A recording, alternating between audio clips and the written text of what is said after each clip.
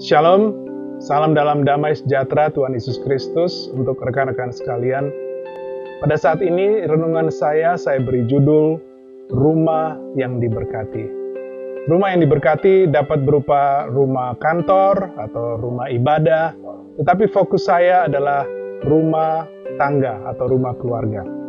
Firman Tuhan diambil dari Amsal 24 ayat 3, dengan hikmat rumah didirikan, dengan kepandaian itu ditegakkan, dan dengan pengertian kamar-kamar diisi dengan bermacam-macam harta benda yang berharga dan menarik. Saya membagi renungan ini dalam 3 bagian.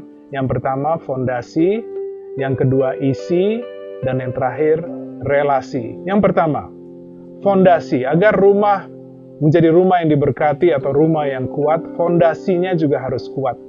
Dan firman Tuhan mengajarkan bahwa fondasi yang kuat bagi rumah tangga harus dibangun di atas hikmat Tuhan. Amsal 24 ayat 3 dikatakan dengan hikmat rumah didirikan. Kemudian Amsal 9 ayat 1 juga mengatakan hikmat telah mendirikan rumahnya, menegakkan ketujuh tiangnya.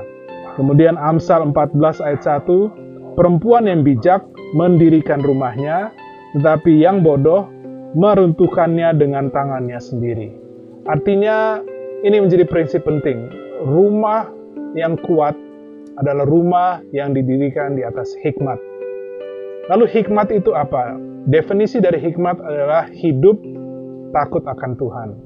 Hikmat juga berarti bersandar kepada Tuhan. Kemudian hikmat juga berarti mengetahui kehendak Tuhan. Dan jikalau kita ingin mengetahui kehendak Tuhan, berarti kita juga akan mengetahui rancangan-rancangan Tuhan. Dan hikmat didapat dengan mendengarkan firman Tuhan. Matius 7 ayat 24 sampai dengan 27 berbunyi, setiap orang yang mendengar perkataanku ini dan melakukannya, ia sama dengan orang yang bijaksana, yang mendirikan rumahnya di atas batu. Kemudian turunlah hujan, dan datanglah banjir, lalu angin melanda rumah itu. Tetapi rumah itu tidak rubuh, sebab didirikan di atas batu. Tetapi setiap orang yang mendengar perkataanku ini, dan tidak melakukannya, ia sama dengan orang yang bodoh, yang mendirikan rumahnya di atas pasir. Kemudian turunlah hujan, dan datanglah banjir, lalu angin melanda rumah itu, sehingga rubuhlah rumah itu, dan hebatlah kerusakannya. Ini menjadi peringatan bagi kita agar rumah kita, rumah tangga kita diberkati. Dasarnya, fondasinya adalah hikmat yang berdasarkan akan firman Tuhan. Yang kedua, isi. Bagaimana kita mengisi rumah kita supaya rumah ini diberkati? Ayat 4 dari pembacaan kita, dan dengan pengertian kamar-kamar diisi dengan bermacam-macam harta benda yang berharga dan menarik. Hal ini dapat kita interpretasikan atau artikan secara hurufiah. Artinya rumah tangga kita isi dengan harta, dikatakan di sini bermacam-macam harta benda yang berharga dan menarik.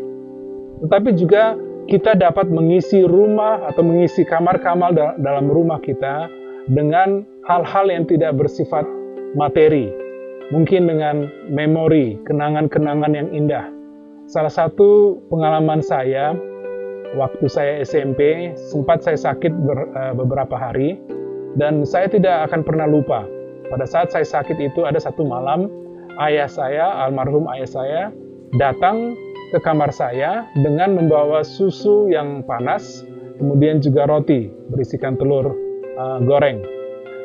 Saya tidak akan pernah lupa akan hal ini, karena ini memperkaya kehidupan saya sebagai pemimpin keluarga. Ayah saya menunjukkan teladan untuk memberikan perhatian pada waktu yang tepat. Jadi dengan pengalaman ini, kehidupan saya diberkati dan saya tidak akan pernah lupa. Ini menjadi pembelajaran bagi kita. Mari kita isi kamar-kamar kehidupan rumah tangga kita dengan memori-memori, kenangan-kenangan yang baik.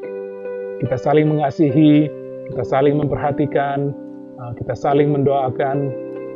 Kembali kita diingatkan, mari kita isi rumah kita tidak hanya dengan materi, tetapi juga dengan pengalaman-pengalaman yang bersifat rohani, yang boleh menguatkan dan juga boleh saling mendoakan.